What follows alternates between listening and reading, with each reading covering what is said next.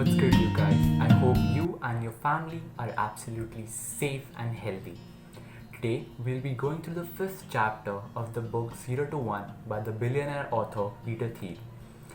By the end of this video, we would have covered all the chapters I have already uploaded in a blog format on my website. So from tomorrow, I'll be uploading the blog form as well as the video on the same day. Okay, so without any further ado, let's get started with chapter 5 of 0 to 1. Chapter 5, Last Mover Advantage. Escaping competition will create a monopoly, but even that is a great business only if it can be sustained in the future. New York Times and Twitter both provide news to people but in different formats. When Twitter went public in 2013, it was valued at $24 billion, which is 12 times the market capitalization of New York Times. Even though it lost money the previous year, and New York Times made a profit of $133 million. A simple explanation to this is that investors expect Twitter to generate monopoly profits in the future, which gives them an incentive to put in money.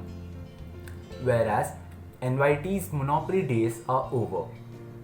Value of a business is determined by how much cash flow it can generate in the future.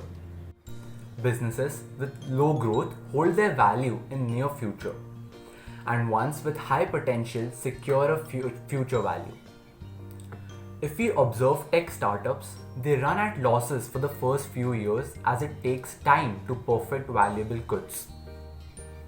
LinkedIn had a market capitalization of $24.5 billion in 2014, but less than $1 billion in revenue and only $21.6 million net income in 2012. When we project on LinkedIn's future cash flows, the current capitalization starts making sense. Potentially large companies target perfection in their early stages rather than seeking initial short-term growth. The consumers are fickle. Businesses should be able to adapt their products and services to the changing environment. The predominant question you should ask yourself is, will this business be around in a decade? The first subtopic, characteristics of a monopoly. To make business durable, there are a few standards on the basis of which you can analyze yours. Number 1. Proprietary technology. If you have created your technology yourself, the chances of it getting replicated is fairly low. Such a technology would create a monopoly if useful to the consumers. Let us understand this by studying a few examples.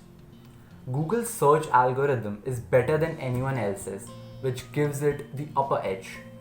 Amazon started off as a bookstore with 10 times the books in any other. It was able to showcase even those books which were unread by the masses. In the tablets computing market, Apple played a significant role in changing its image from unusable to useful when it launched the iPad.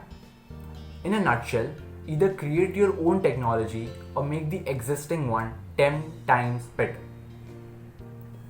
Number 2. Network effects.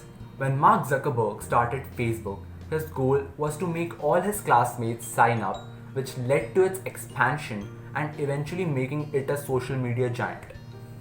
For networking to work, the product has to be valuable to its first users. Number 3. Economies of scale.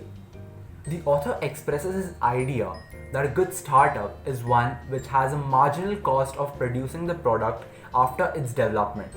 For example, Twitter already has millions of customers and it does not need to add too many features in the future to acquire more. Number 4. Branding. A company has a monopoly on its own brand by definition. So creating a strong brand is a powerful way to claim a monopoly. The story of Apple's branding is a legend which people still try to imitate with their brands. Its range of high quality products made from top class materials along with their omnipresent advertising campaigns made it a premium brand for which people pay higher amounts of money than they will for any other. The next subtopic, building a monopoly. All the above terminologies in proportions create a monopoly, but for it to work, you have to choose the market and expand deliberately. Let's cover this in points. Number 1. Start small and monopolize. All monopolies control a large share of their market, so for startups to create a monopoly early on, they have to consider a very small market, but not existing, as all monopolies are small at first.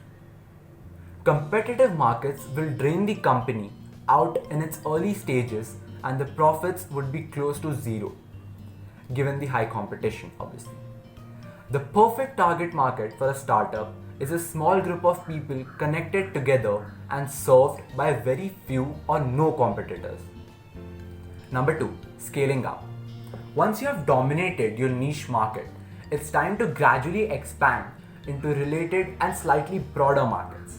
Amazon stepped into the retail market with books and gradually expanded their territory as they created their brand name throughout the world. Most successful companies start by capturing niche markets and then deliberately expanding their horizons. Number 3. Don't disrupt. Earlier, disruption was a term to describe how a firm can use a new technology to create low-end products, then improve on it and capture the premium market. Similar to what smartphones have been doing to PCs. These days, entrepreneurs use it to pose a threat to an existing firm, which indicates that they're looking through the larger firm's eyes and are more prone to becoming unduly fixated on the obstacles in the path. If a company can be summed up to be an opposition to an existing firm, it's not really new and therefore cannot create a monopoly. The next subtopic and the last one is the last will be the first. The first mover advantage gives you an early market share, but you run at a risk of being unseated. It is better to make the last significant improvement in a field and enjoy years of monopoly profits. Way to achieve the last mover advantage is to start by capturing niche markets and scaling up from there. That's it for today, guys. I hope you found this video extremely helpful. It was about how you can scale up your business, how you should approach it. We'll be uploading chapter 6 in a blog format tomorrow morning, after which the video of it will come out soon. Thank you so much for watching. I'll see you guys tomorrow. Take care. Bye-bye.